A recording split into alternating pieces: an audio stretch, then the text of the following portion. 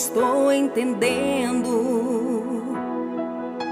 A moça por Deus foi liberta e nós estamos aqui sofrendo,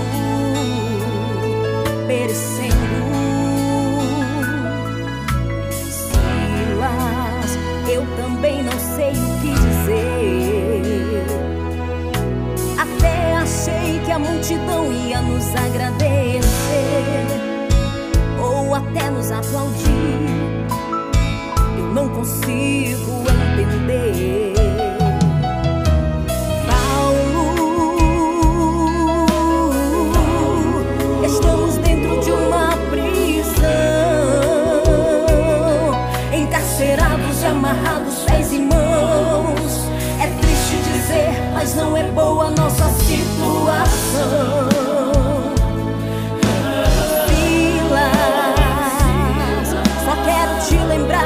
É impossível nosso Deus errar. Seus projetos são maiores, acredite, Ele aqui está. E mesmo dentro desta prisão, vamos exalar nossa adoração e deixar nosso Deus agir. E o sobrenatural vai acontecer aqui. E quando Paulo e Silas começaram a adorar, o sobrenatural de Deus invadiu o lugar. E as cadeias não resistiram, começaram a se quebrar.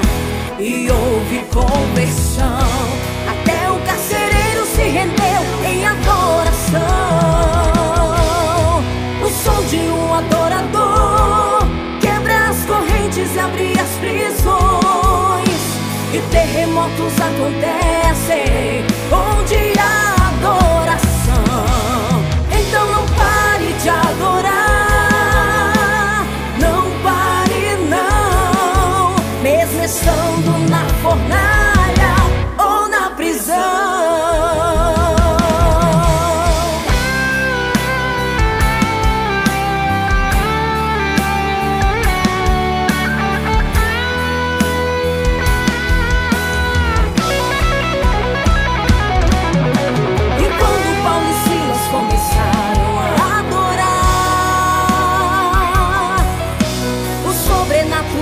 Deus invadiu o lugar e as cadeias não resistiram, começaram a se quebrar. E houve conversão, até o carcereiro se rendeu em adoração. O som de um adorador quebra as correntes e abre as prisões. E terremotos acontecem onde há adoração. Então não pare de adorar, não pare não, mesmo estando na fornalha ou na prisão. Adore, adore, adore, adore, adore, não importa a situação.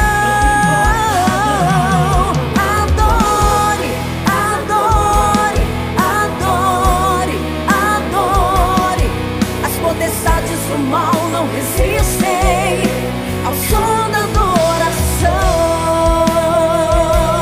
Adore, adore, adore, adore, adore, não importa a situação. Adore, adore, adore, adore, as potestades do mal não resistem ao som da dor.